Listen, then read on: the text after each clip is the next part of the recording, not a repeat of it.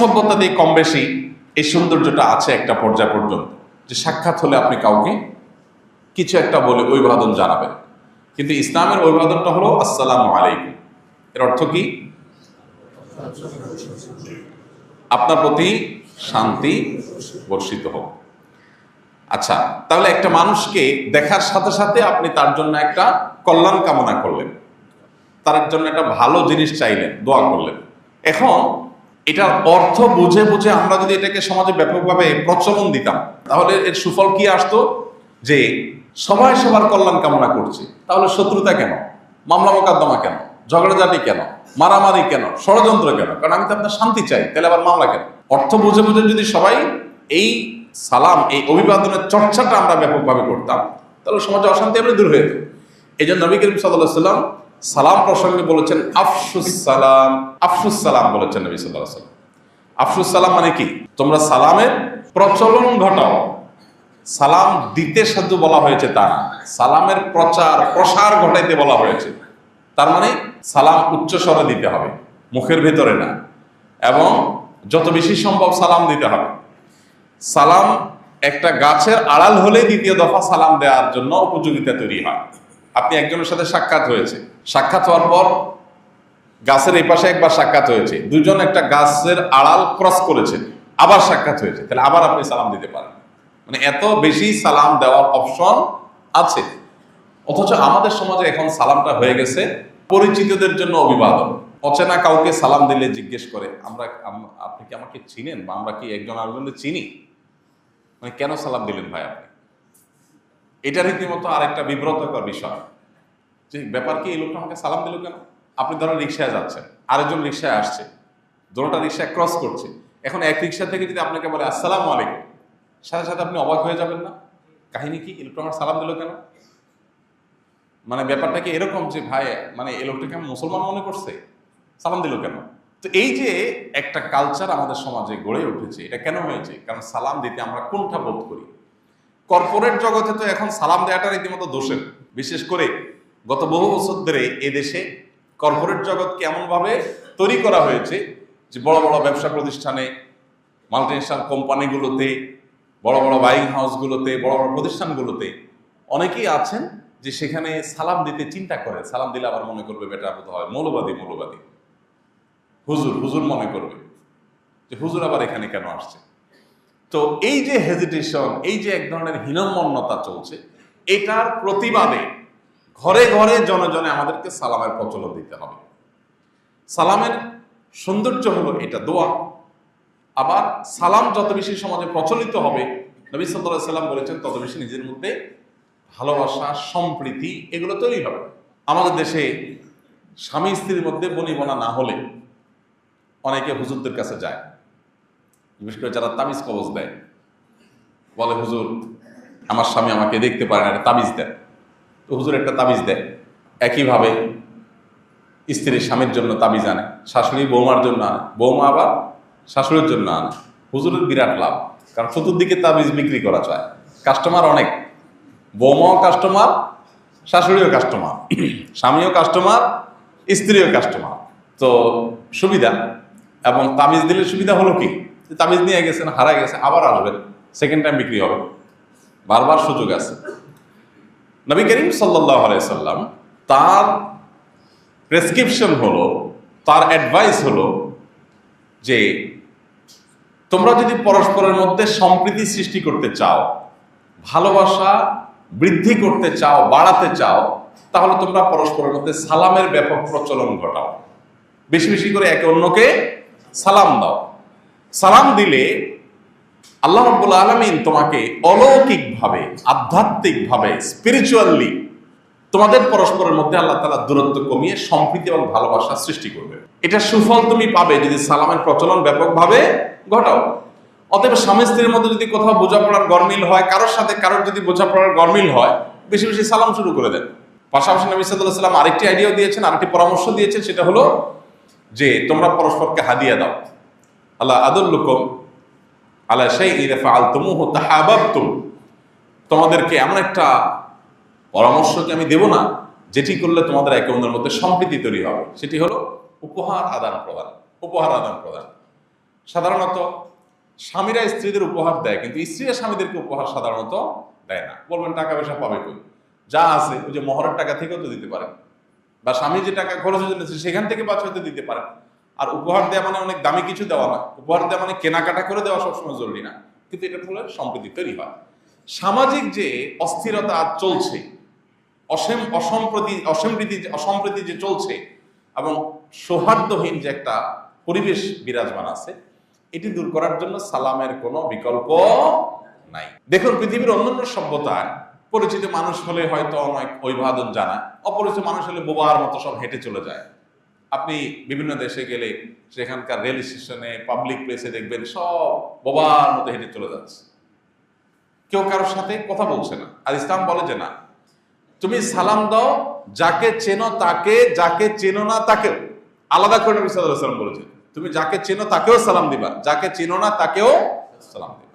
এবং বাসা বাড়িতে একটা আমল আমরা প্রায় বেশিরভাগ মানুষই করি না, যারা নিয়মিত সালাম দেই প্র্যাকটিসিং মুসলমান তারাও করি না। সেটা হলো, আপনি আপনার বাসার এক কক্ষ থেকে যখন আরেক কক্ষে যাবেন, ধরেন আপনি আপনার ছেলের কক্ষে যাচ্ছেন, আপনার কক্ষে যাচ্ছেন, ভেতরে আপনার স্ত্রী আছেন, আপনার মায়ের কক্ষে যাচ্ছেন, তাহলে এক কক্ষ থেকে আরেক কক্ষে, এক রুম থেকে আরেক রুমে যখন যাবেন, তখন আপনাকে সালাম দিতে হবে।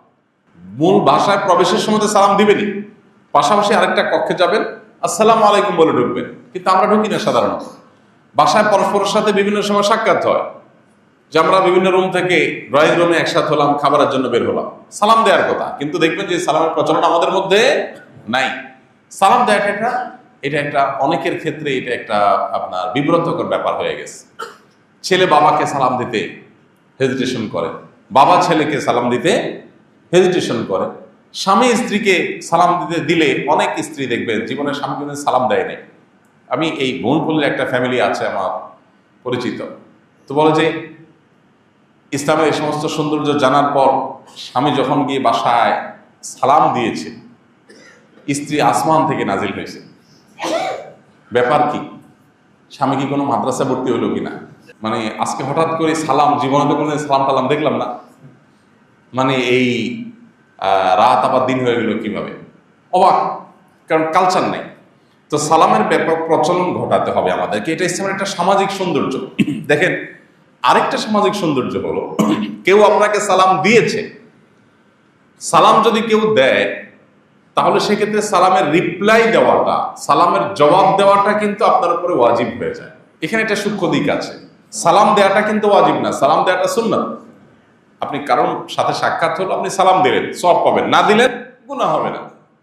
কিন্তু কেউ আপনাকে সালাম দিয়েছে, তাহলে জবাবটা আপনার কি করতে হবে? দিতে হবে, একটা ওয়াজিব। আরেকটা ওয়াজিব হলো শুনায়া দিতে হবে, একটা হলো রিপ্লাই দিতে হবে, আরেকটা হলো কিভাবে রিপ্লাই দিতে হবে? তাকে শুনায়া দিতে হবে। কেন? দেওয়ার সময় ওয়াজিব না, নেওয়াটা ওয়াজিব। কেন? একজন দিয়েছে আগ বেড়ে, সেটা ভালো কাজ, তিনি দিয়েছেন, এখন আমাকে রিপ্লাই করাটা ওয়াজিব হয়ে যাচ্ছে। দিয়ে ফেললে আমি না, জবাব না দিলে গুনাহ হবে, কিন্তু না দিলে গুনাহ নেই। দিয়েছে, এখন জবাব দিতে হবে। কেন? কারণ হলো, একটা মানুষ সাক্ষাৎ হলে সালাম দিলে ভালো ছিল, ভালো। যদি কেউ সালাম দিয়ে ফেলে তখন তার জবাব দেওয়াটা সৌজন্যতা। যদি আপনি জবাব না দেন, তার মানে আপনি তাকে ইগনোর করছেন, আপনি তাকে অপমান করছেন, আপনি তাকে আমলে নিচ্ছেন না, পাত্তা দিচ্ছেন না। এতে তার কি হবে? এটাতে তার অপমান বোধ হবে, তিনি কষ্ট পেতে পারেন। লোকটাকে আমি সালাম দিলাম, তিনি জবাব দিলেন না। মানে এটা হলো ইসলামের সামাজিক সৌন্দর্য, যা আপনাকে সৌজন্যতা শেখাচ্ছে ইসলাম, যে আপনাকে সালাম দিলে তার জবাব দিয়ে সৌজন্যতার প্রকাশ ঘটাতে হবে। সালাম দেওয়াটা সৌজন্যতা, কিন্তু দেওয়ার পর নেওয়াটা ডাবল সৌজন্যতা। কারণ হলো, তখন লোকটা অপেক্ষায় থাকবে যে আমি সালাম দিলাম, লোকটা রিপ্লাই দিল কিনা। দিল না, মনে কষ্ট পাবে। সেজন্য একজন মানুষ যাতে মনে কষ্ট না পায়, তিনি যাতে অপমান বোধ না করেন, সেজন্য আপনাকে জবাব দিতে হবে। নট অনলি জবাব দিতে হবে, আপনাকে সেই জবাব তাকে শুনায়া দিতে হবে। সেটা আবার কেন? ওই যে না শুনায়া দিলে সে তো টের পাবে না, বুঝবে না যে সালামের জবাব দিল কি দিল না। ভাইরা আমার, এভাবে কোনো মানুষ যাতে আঘাত না পায়, সৌজন্যতার যাতে কোনো ঘাটতি না থাকে, ইসলাম সেজন্য আমাদেরকে নির্দেশ করেছে। শুধু সালাম নয়, সালামের পাশাপাশি অনেকে দেখবেন সালামের জবাবের মধ্যে শর্ট ভার্সনের জবাব দেয়। শর্ট ভার্সন অফিস আদালতে এগুলো বেশি হয়। বিশেষ করে সালাম দিছে পিয়নে, জবাব দিচ্ছে বসে, অফিস প্রধান, তো সেক্ষেত্রে সালামটা যে বেচারা দেয়, পিয়ন হোক, নিচের কোনো লোক হোক, সাধারণ কোনো কর্মচারী হোক, সে বেচারা তো পুরো সালাম দেয় আসসালামু আলাইকুম স্যার। স্যারের জবাব কোনো কোনো ক্ষেত্রে হয় ওয়ালাইকুম। কি ওয়ালাইকুম, মানে আমি তো খুব মোডে টোডে আসি, ওকে ঠিক আছে নিলাম তোমার সালাম, তোমার প্রতি দয়া করলাম। এটা হলো অহংকার, এবং এই অহংকার করে হলো ছোট লোকে। মূলত অহংকার করে কোন লোকে? ছোট লোকে। নিচু মানুষরাই মূলত অহংকার করে। মানুষ যত বড় মনের হয় তত সে বিনয়ী হয়, আর যত নিচু প্রকৃতির হয় তত সে অহংকারী হয়। অহংকার আলামত জিনিসটাই হলো নিচুতার আলামত, আর বিনয় জিনিসটাই কিসের আলামত? উচ্চতার আলামত। তো ইসলাম দেখেন সালামের জবাব দেওয়ার ক্ষেত্রে পূর্ণাঙ্গভাবে সুন্দরভাবে আমাদেরকে সালামের জবাব দিতে বলেছে। আচ্ছা, কেউ যদি হাঁচি দেয়, হাঁচি দেওয়ার পর আলহামদুলিল্লাহ বলাটা, এটা তার জন্য সুন্নাত। আমরা এই শত শত বছর যাবৎ এই সুন্নতের উপরে আমল করে আসছি মুসলমানরা। কেন হাসি দিলে আল্লাহ শুকর আদায় করতে হবে? আলহামদুলিল্লাহ মানে আল্লাহ শুকর আদায় করতে হবে। আমরা হয়তো অনেকে ভাবিও না যে কেন আল্লাহ শুকর আদায় করতে হবে, কিন্তু এখন বিভিন্ন গবেষণা বলছে যে হাসি যখন মানুষ দেয়, মাঝে মধ্যে যখন হাসি দেয়, তখন এটা মানুষের স্বাস্থ্যের জন্য নানান দিক থেকে ভালো হয়। হাসির মাধ্যমে মানুষের শরীরের অনেক উপকারিতা এর মাধ্যমে হয়। যদিও হাসি যখন কারো রোগে পরিণত হয়, ঠান্ডা সর্দির কারণে হাসি হয়, সেটা ভিন্ন বিষয়, কিন্তু সাধারণত মাঝে মধ্যে হাসি হয়, এটা মানুষের স্বাস্থ্যের জন্য ভালো।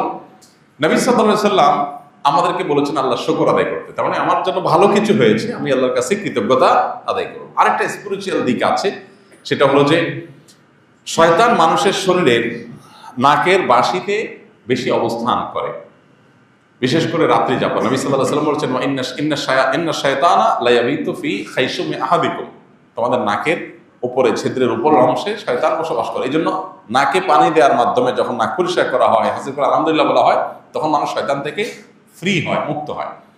তো যাই হোক, এখানে যখন কেউ হাঁচি দিবে তখন তার জন্য আলহামদুলিল্লাহ বলাটা সুন্নাত, আলহামদুলিল্লাহ বলে তিনি সওয়াব পাবেন।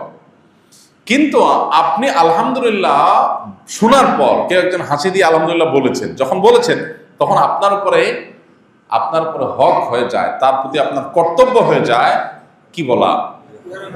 ইয়ারহামুকাল্লাহ, আল্লাহ আপনার প্রতি রহম করুন। আবার এই কথা যখন তিনি শুনেছেন তখন তার উপর আবার আবশ্যক হয়ে যায় পাল্টা আরেকটা রিপ্লাই দেওয়া, সেটা কি? ইয়াহদিকুমুল্লাহু ওয়া ইউসলিহ বালাকুম, আল্লাহ আপনাকে হেদায়েত করুন, সঠিক পথ দেখান, এবং আপনার যাবতীয় অবস্থাকে আল্লাহ তাআলা সংশোধন করে দেন, সঠিক করে দেন, শুধরায় দেন। আপনার অর্থনৈতিক অবস্থা হতে পারে, অন্য সব আল্লাহ যেন সব ঠিক করে দেন। এটা একটা দোয়া। তাহলে একটা হাঁচির সাথে কতগুলো অভিবাদন, কতগুলো সৌজন্যতা, কতগুলো সামাজিক সৌন্দর্য, কতগুলো অভিবাদনের আদান আর প্রদান হচ্ছে। কিভাবে একটা শান্তিপূর্ণ সমাজ গড়ে উঠতে পারে ইসলামিক এই সমস্ত অভিবাদন, এই সমস্ত চর্চাগুলোর মধ্য দিয়ে, সেটা আপনি এগুলো একটা একটা করে অ্যানালাইসিস করলে আপনি দেখতে পাবেন। ঠিক একইভাবে নবী করিম সাল্লাল্লাহু আলাইহি সাল্লামের আরেকটি আদর্শ হলো, কোরআনে কারীম আল্লাহ তাআলা সেটা উল্লেখ করেছেন, আপনি যখন কোথাও যাবেন, কারোর বাসায়, কারোর অফিসে, প্রবেশের আগে আপনি দাঁড়িয়ে তার অনুমতি প্রার্থনা করবেন।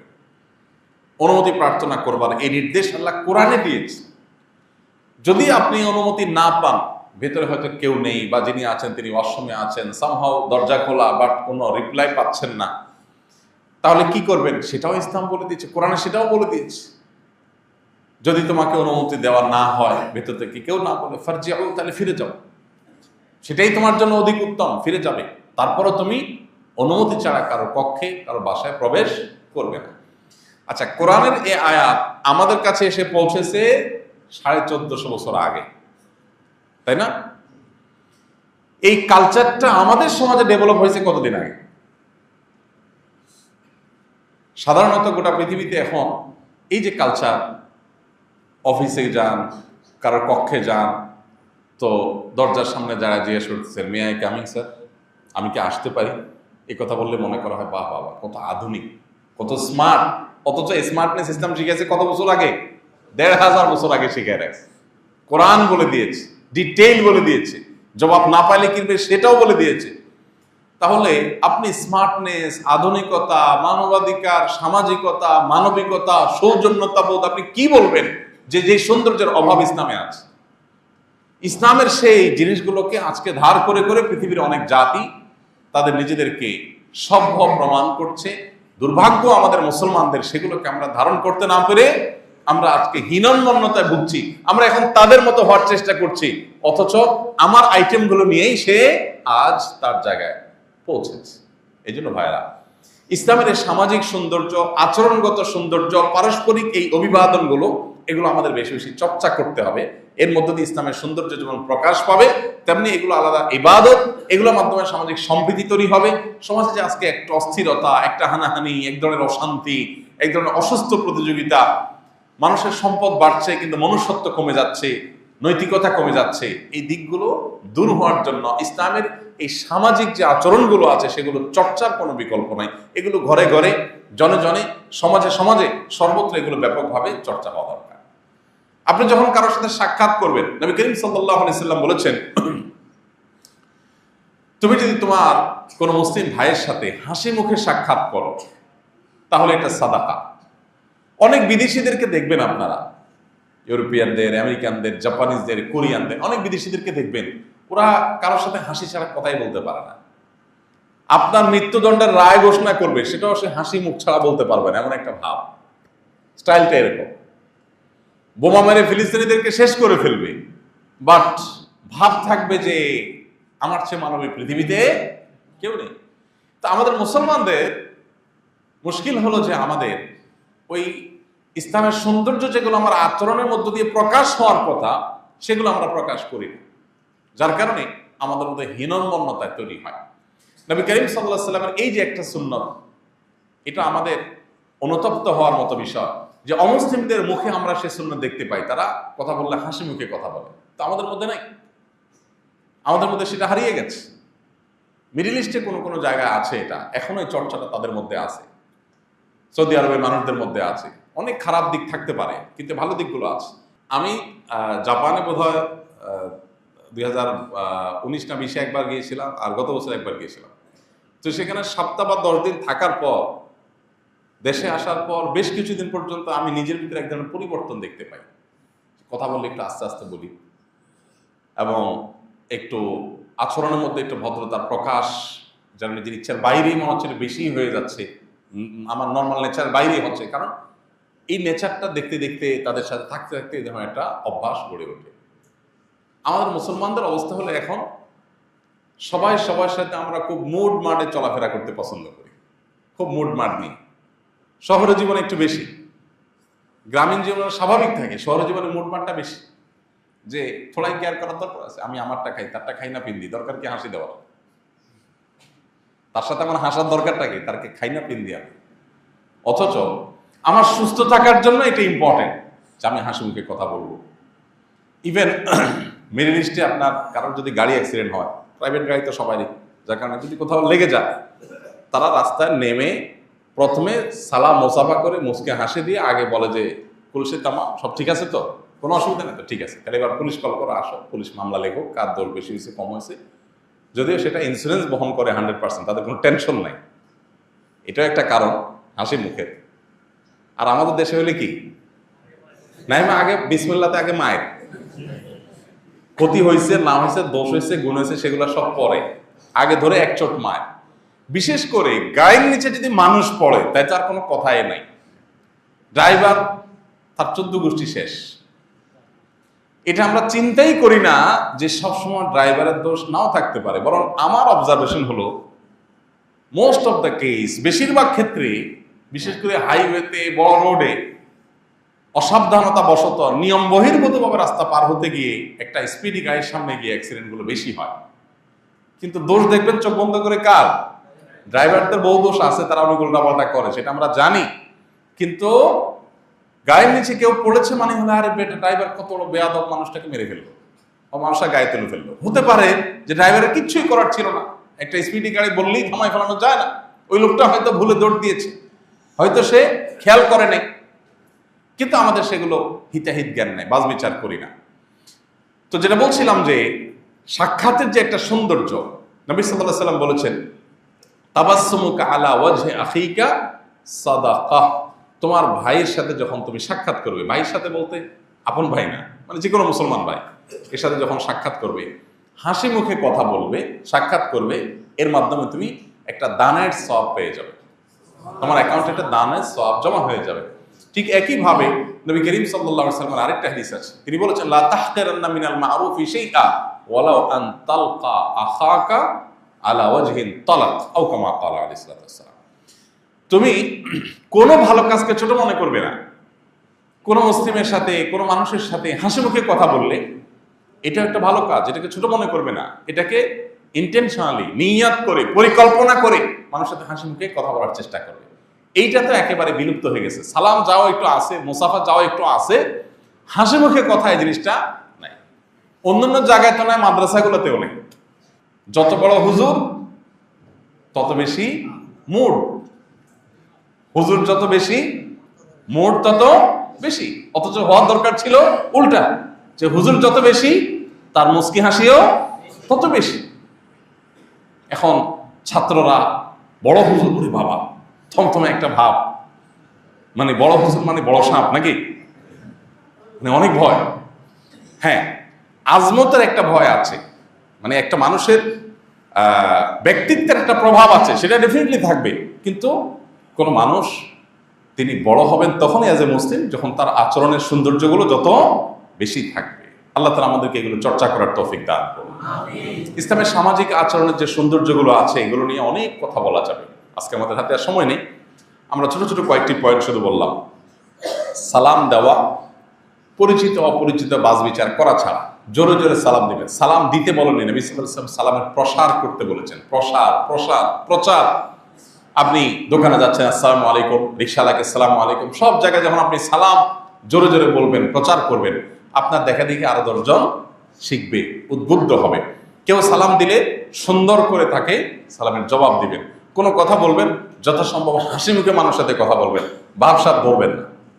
আপনি বাড়িওয়ালা, আপনি বড় হুজুর, আপনি বড় নেতা সাহেব, আপনি বড় পয়সাওয়ালা সাহেব, মুডের ঠেলায় আপনি বাঁচেন না, ফুলে ফেটে যাওয়ার উপক্রম। এই জন্য বললাম, যত বেশি মোড় তত বেশি ছোট লোক, যত বেশি মোড় তত বেশি ছোট লোক। নিচু মানুষরা বেশি মোড় ধরে, যে ফ্যামিলিগত নিচু, মানসিকভাবে নিচু, চিন্তাগতভাবে নিচু, এর ভিতরে ভাব বেশি আসে। ভাব আসলে বুঝতে হবে শয়তান আমাকে নিচুতার দিকে নিয়ে যাচ্ছে, আমার ব্যক্তিত্বের উন্নয়ন ঘটাবার প্রয়োজন। অ্যাজ এ মুসলিম আমি ভাব ধরতে, মুসলিম মোডই হবে না, মুসলিম বিনয়ী হবে। হ্যাঁ, ব্যক্তিত্ব ভিন্ন জিনিস। আমি বলছি না যে আপনি সবার কাছে গিয়ে আপনি একেবারে নিজেকে সস্তা করে ফেলেন, আমি বলছি না যে আপনার ব্যক্তিত্বকে আপনি জলাঞ্জলি দিয়ে দেন। তা আমি বলছি আপনি বিনয়ী হতে হবে। ভালো মুসলিম হতে হলে আপনাকে মুচকি হাসি দিতে হবে। আপনি অনেক নামাজ কালাম পড়েন, এই কথাগুলো এই জন্য বলছি। আমাদের সমাজে নামাজ, রোজা, হজ, যাকাত, কোরআন তেলাওয়াত, জিকির, আজকার, দান, সাদাকা, হজ, উমরা, তারপরে যে ওয়াজ নসিহত শোনা, মসজিদ নির্মাণ করা, মাদ্রাসা নির্মাণ করা, দাড়ি রাখা, টুপি রাখা, তাসবিহ করা, তেলাওয়াত করা, এগুলোর গুরুত্ব আমরা বুঝি, এগুলোকে ইবাদত আমরা মনে করি। কিন্তু এই যে সামাজিক যে সৌন্দর্যগুলো, ইবাদত গুলো, এগুলোকে আমরা ইবাদত বা নেকামল হিসাবে বেশিরভাগ মানুষ জানি না, চর্চা করি না, মনে করি এগুলো করলে কেউ তার পার্সোনাল ভালো দিক, আর না করলে বোধহয় কোনো ব্যাপার না, এগুলো করতে হবে অ্যাজ এ মুসলিম আমাকে, আর না করলে আমি ভালো মুসলমান হতে পারবো না। আর মনে রাখবেন নবী করিম সাল্লাল্লাহু আলাইহি ওয়াসাল্লাম বলেছেন, মা মিন শাইইন ইউদাউ ফিল মিজান ইয়াওমাল কিয়ামাতি আথকালু মিন হুসনিল খুলুক। কিয়ামতের ময়দানে আপনার যত ভালো কাজ আল্লাহ তাআলা কাউন্ট করবেন বা আল্লাহ তাআলা ওজন করবেন, এর মধ্যে আপনার এই যে আচরণগত সৌন্দর্যগুলো, এগুলো সবচেয়ে বেশি আপনার মিজানে পাল্লাকে ওয়েটফুল করবে। আপনার সুবহানাল্লাহ, আলহামদুলিল্লাহ, আপনার জিকির, আজকার, তাসবিহ, তেলাওয়াত এত বেশি মিজানে পাল্লাকে ওয়েটফুল করবে না, এত বেশি ভারী করবে না। যত বেশি ভারী করবে, আপনার যে মানুষের সাথে হাসি মুখে কথা বললেন, রাগ ওঠার পরও নিজেকে ধরে রাখলেন, যা তা বলে ফেললেন না, কন্ট্রোল করলেন, সালামটা দিলেন, সালামের জবাবটা দিলেন, সালামের ব্যাপক প্রচলন ঘটালেন, বিনম্রতার আচরণ করলেন এবং যথাসম্ভব ভালো মানুষের পরিচয় দিলেন আপনার আচার আচরণের মধ্য দিয়ে। এই আখলাকের সৌন্দর্যটা, এটা হবে সবচাইতে ওয়েটফুল। আল্লাহ তাআলা নবী সাল্লাল্লাহু আলাইহি ওয়াসাল্লাম বলেছেন ফাবিমা রাহমাতিন মিনাল্লাহি লিনতা লাহুম। হে রাসূল, আল্লাহ আপনার প্রতি দয়া করেছেন, সেজন্য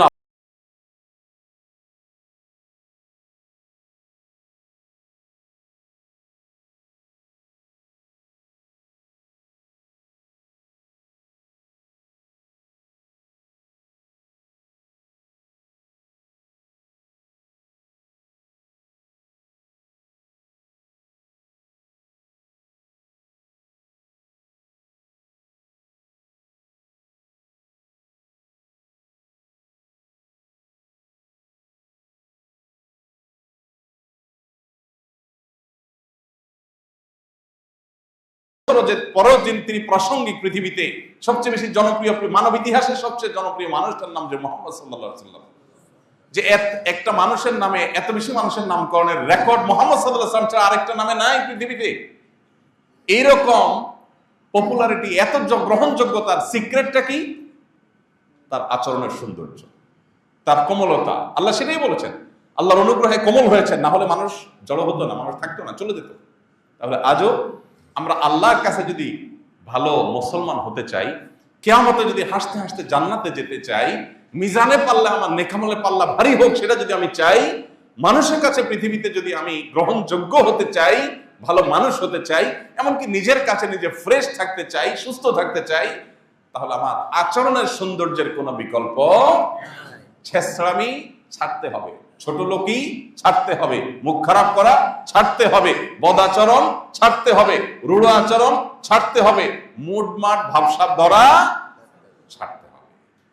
কিন্তু আমাদের সমাজ ব্যবস্থাপনা, সমাজের যে স্ট্রাকচারটা, টোটাল কাঠামোটা দেখবেন, সবকিছু করেই মানুষ ভাবসাবের জন্য। কিসের জন্য? ভাবসাবের জন্য। ছেলেই আছে একটাই ছেলে, পাঠা দিছে আমেরিকা। কিসের জন্য? ভাবসাবের জন্য, যাতে বলা যায় আমার ছেলেটা আমেরিকাতে আর কি পড়ালেখা করতেছে। একটা বিরাট ব্যাপার স্যাপার। মেয়েটা কানাডাতে আছে আর কি, হাজবেন্ড সহ, ভাল লাগে বলতে, ভাব আসে শরীরে, কিন্তু ভেতরে জ্বালা পড়া শেষ হয়ে যাচ্ছে। মেয়েটা নাই, ছেলেটা নাই, দুঃখে ভিতরে জর্জরিত শেষ হয়ে যাচ্ছে। বাট বন্ধু বান্ধবের সাথে কারোর সাথে পরিচিত হওয়ার পর, ভাই ছেলে মেয়ে কয়জন? হ্যাঁ, 2টা ছেলে। ছেলেটা আমেরিকা থাকে, আর একটা ইংল্যান্ডে থাকে। ওরা পড়াশোনা করছে, হায়ার এডুকেশনের জন্য গেছে। একটা অক্সফোর্ডে আছে, আর একটা ক্যামব্রিজে আছে। বাহ, বিরাট ব্যাপার স্যাপার। ভাবসাবের জন্য এখন পারে না মানুষ। পেটে ভাত নাই, শরীরে বাবাস। পেটে ভাত নাই, শরীরে বাবাস। এটা মুসলমানের আচরণ না। মুসলমান ভাব ধরবে না, মুসলমান বিনয়ী হবে, জাহিরের প্রচেষ্টা থাকবে না। জাহিরের যারা প্রচেষ্টা করে এদের মানসিকভাবে সুস্থ থাকে না। ওই যে বললাম, ছেলেটা নাই, মেয়েটা নাই, ভিতরে কিন্তু জ্বলে পুরো ছাই হয়ে যাচ্ছে, তো বাহিরে কি আছে? ভাব আছে। এই ভাবে মানুষকে সুখী করে না। আর যারা রিয়েল হওয়ার চেষ্টা করে, এসব ন্যাকামো নাই, এসব অভিনয় নাই, এসব পাগলামো নাই, ভাবসাব ধরাধরি নেই, আল্লাহ আমাকে যা দিয়েছেন তা আলহামদুলিল্লাহ, আমি হ্যাপি, আল্লাহ যা পেয়েছি সেটা নিয়ে আমি হাসি মুখে। এটাই হলো মানুষের জীবনকে উপভোগ করার সবচেয়ে সুন্দর পদ্ধতি। এজন্য বলেছি, শুরুর কথা বলে শেষ করছি, আজও পৃথিবীর এই অস্থিরতা, আমাদের এই মনোযন্ত্রণা, মনোবেদনা, আমাদের এই মানসিক কষ্ট, অশান্তি, এগুলো দূর করবার জন্য, পৃথিবীকে, আমাদের পরিবারকে, আমাদের সমাজকে, আমাদের নিজেদেরকে শান্তিতে পরিপূর্ণ করবার জন্য মুহাম্মদ সাল্লাল্লাহু আলাইহি সাল্লামের আদর্শ, তার জীবন দর্শনের কোনো বিকল্প আর আমাদের সামনে নেই। এজন্য ইসলামের এই সামাজিক যে সৌন্দর্যগুলো আছে সেগুলো রপ্ত করতে হবে, অন্যদের মধ্যে বলতে হবে। জাযাকুমুল্লাহ খাইর ওয়া আখিরু দাওয়ানা আলহামদুলিল্লাহি রাব্বিল আলামিন।